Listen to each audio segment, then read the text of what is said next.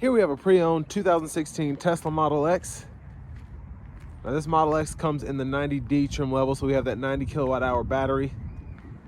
A dual motor setup, so it gives us all-wheel drive capability. And then this is just Tesla's gray, and then we have the beige leather interior.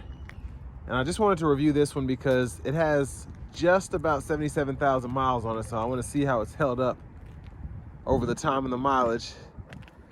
But as we come to the front end here, we do have LED headlamps. And honestly, the paint seems to have held up pretty nicely on the front end. I don't know if it's been repainted or whatever. It's got some bugs on it right now, but for the most part, it seems to be in really good shape. And around these wheels here, I believe these are alloy. These are 20-inch wheels. And like I said, mostly I'm just going to be trying to focus on how everything is held up over the years. So I heard a little creak when I opened the door there, nothing crazy. And the door panel there, you can see we have one-touch automatic up and down windows on all four doors, power folding mirrors.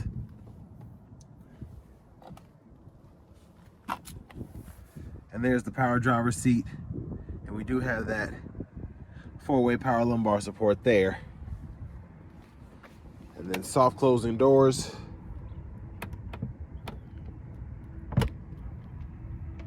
There's that, and then we can open this Falcon door here. That seems to still be in pretty good shape. Just a few creaks I heard, but. And then these seats still work pretty well. Adjusting those. So with that all the way back and that seat up front adjusted for someone of my size. Not bad leg room. We do have a third row in this one as well. And there is the third row. I have the mats back here, so that's with the seat folded up, and that's with the seat folded down. When the doors close, that's kind of your sky roof you have there. And then we have two USB-A ports back here, AC vents. And then we do have the vents on the side here. We can hit this button to actually close or open the door, depending on where we are, what we're trying to do. I will say it always kind of creeps me out having that door just fold right on top of me. It just, I never trusted, but it hasn't hit me yet, knock on wood. Just pull up there to open the door.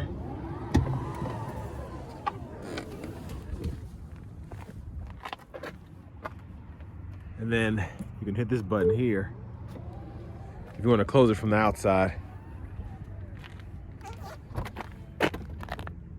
And then there's a charge port there.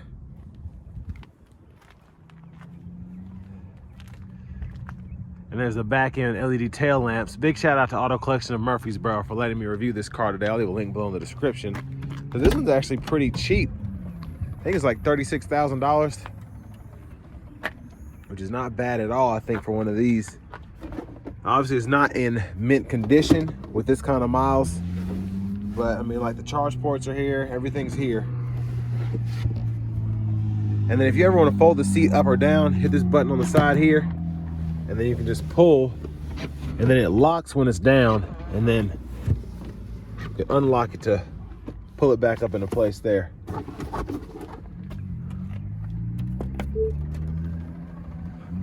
But again, everything seems to be working, so I'm pretty impressed by that. And then to our front passenger seat, pretty much same adjustability as the driver's side. Love these seats too. I had a Model 3 and these feel much nicer than the Model 3 I had, of course. And glove box is right in here. Now honestly, the wood trim seems to have held up pretty nicely for the most part. I'm trying to find any blemishes. Again, there's that soft close there. I want to go ahead and open the frunk. So we'll just go in here and go ahead and pop that open.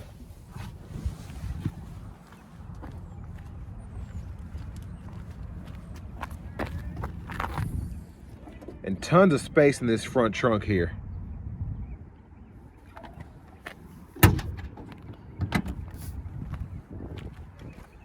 But now let's go ahead and hop in the driver's seat, just take a quick look at what's going on here. Keep kicking this. Now, first of all, I want to start at the gauge cluster because this pretty much stays stagnant, at least for this review. But that mileage, 159 miles left at about 70% charge, and it is a little cool out here today. So again, that's after 77,000 miles, and with this being almost 8-9 years old, so take that for what you will. To the screen here, of course, navigation is here. We can navigate to chargers, set our home, so on and so forth. And then for audio, we do have the FM as well as the Bluetooth. No CarPlay or Android Auto here. It's been a minute since I've been in one of these. I'm just gonna get to all of this, just kind of run through it because there's a ton in this vehicle, of course, in terms of settings, so you can pause anywhere you want to. Of course, we can operate the doors from either side, the trunk, display brightness, the lights. I can turn those fog lights on or off.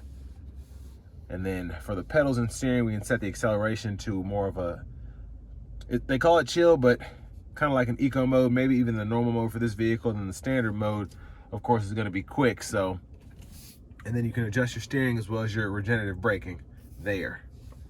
And then you do have an adjustable suspension, so you can decide how high or low you want that. So again, you can just adjust standard, high, very high. So I like that about these. Now charging, again, that shows how much battery life we have and the range that it estimates. The auto steer is on here. You do get summon on this one as well, so you can call the vehicle to you. And then vehicle settings are here. And then for your seats, you can actually adjust them. Like I can just hit the button here and adjust this seat back and forth, which is pretty neat. So I love that feature. And then you have your headlight controls, ambient light controls, display, everything there. You can adjust your units down here. So if you want to change your energy display from percentage to distance, back and forth, you can do that. And then miles, kilometers, temperature, tire pressure, you can adjust that from US to metric. And then right here, we can see all of our specs for this vehicle in particular, having the highway autopilot and then the premium connectivity package there. And we have that autopilot 1.0 computer. And then upgrades, if you ever want to get those going, you can do that. Hazards are here. And then for the shifter, pull down for drive, pull up for reverse, kind of tap in the middle for neutral, press P for park. But when I put in reverse, there's our backup camera there. Great picture. Guidelines follow you. You turn the steering wheel. And then to the horn, there's that. And then we have our windshield wiper controls here. So we have intermittent, then low, high, and then we can toggle our high beams there and then flash on the, or by pulling up, excuse me. And then we can push this all the way down for that front wiper fluid. Little loud. And then over here, we have the cruise controls. So we can adjust the gap there. And it definitely looks like these controls were borrowed from Mercedes because that's what I'm used to seeing there. But we can adjust that speed, cancel, so on and so forth. And then we do have a power tilt and telescoping steering wheel, which we can adjust there. And then volume, track list, radio station presets. We can use this menu to go to the side view. And I love being able to do this. We can go to our temperature and adjust that, and then we can even click to turn the whole system off. And then same thing with fan speed if you want to adjust that, and then a voice recognition button right in there.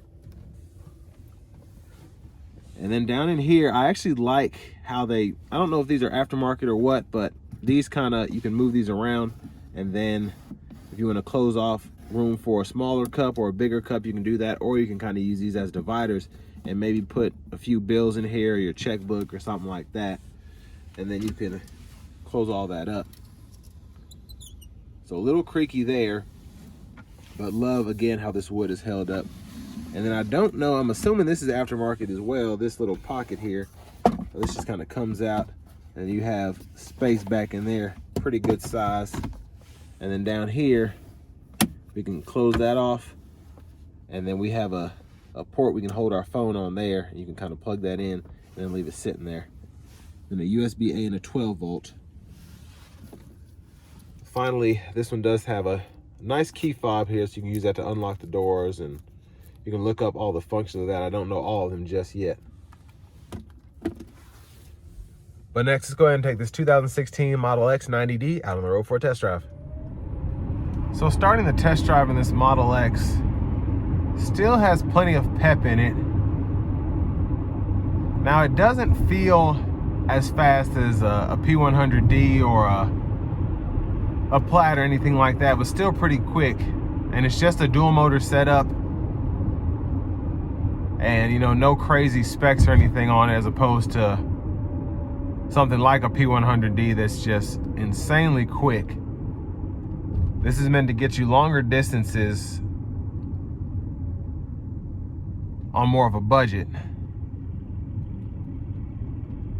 But I mean, ride is good. Of course, I had that adjustable suspension going. I was able to move that around, so that's set to low now.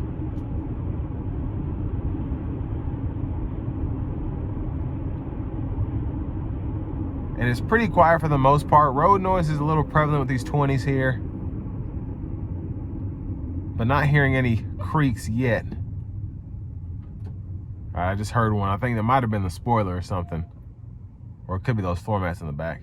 Now, one thing I told myself not to forget, which I did anyway, was to mention these, because I always wonder what they do. But these actually just kind of fold there and snap together, which is pretty neat. So you don't have to worry about the sun as much. It's kind of like a visor, and then it just snaps back into place on the left side if you don't want that. But again, I mean, it's a pleasant ride. It's smooth, and especially for this price point now, with this being an older vehicle, I wouldn't hesitate getting one for this kind of money. Now, with what I just said, build quality can be an issue, but I mean, in a Mercedes, if you're getting a 2016 Benz E-Class, you're gonna have similar issues when it comes to the build. And I mean, pretty much any other vehicle, it depends how you've had it, how it was owned. There are a lot of factors that go into it. But here, I mean, nothing that really bothers me that wouldn't be easily fixed or easily forgettable, if you will. But I mean, just how this thing drives, how it feels, the heated cooled seats work. And I did forget to mention that as well. You do get those dual zone automatic climate controls. So you can just hit this button here, and then on the screen, it'll pull that up down below, so I can decide to cool, heat the seat, 3 stages, heated steering wheel as well. So that's pretty easy to use, all in all. I think you have some sort of filter too. I think that's what this is. Now, I remember when these first came out, these were considered 6-figure vehicles.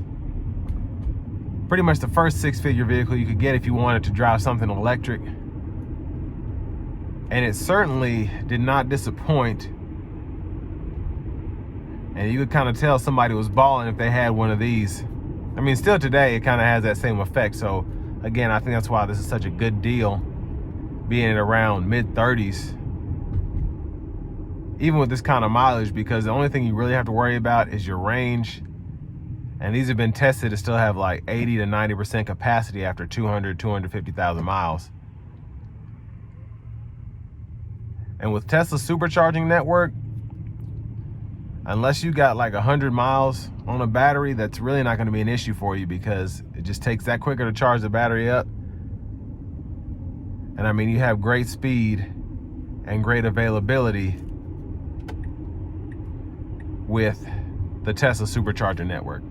I think another way this is a good buy, especially if you're getting this used, is because for mid-30s, again, this will probably last you a pretty long time, especially if you make sure that you maintain the battery correctly. So not letting it always sink down to its lowest level, but also making sure that you cycle the battery every so often as well with this technology.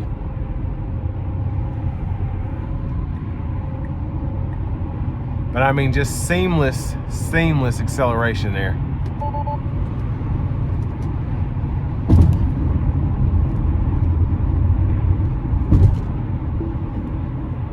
So I forgot, this is the older Tesla. So in my Tesla, I think you had to hit the stalk twice and you can get the autopilot to come on. But here, you just hit the button right here down there and get that to adjust like again in the Mercedes.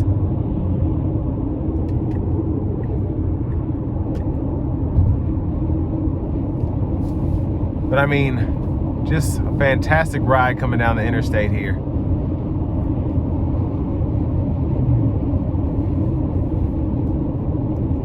Pretty clean power. I don't know if the thing is actually on. I have to double check that, because the autopilot didn't come all the way on. So I'm wondering if there's a setting that I didn't do. Probably is, or something in the screen here that was turned off.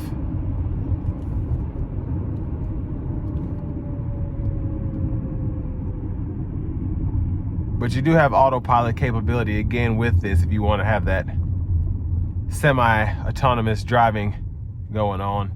Now I am hearing just a little creak when I let off, or I should say put my foot on the pedal to accelerate. Like the brake coming off is creaking a little bit, something like that. Nothing to worry about definitely, but that might need to be lubed up a little bit. I don't know. Or it could be something totally different, but again, I'm sitting here nitpicking, just for those of you that will ask me the questions in the comments.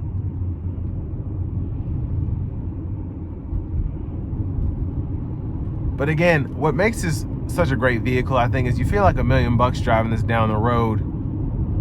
Even with it being a 2016, it's still a Tesla. And I think here in Middle Tennessee, people were kind of slow getting onto it. It used to be, yeah, well, you're rich if you have a Tesla, this, that, and the other.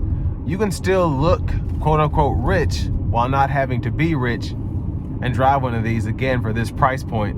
And it's still a pretty practical SUV, especially if you have 3 or 4 kids.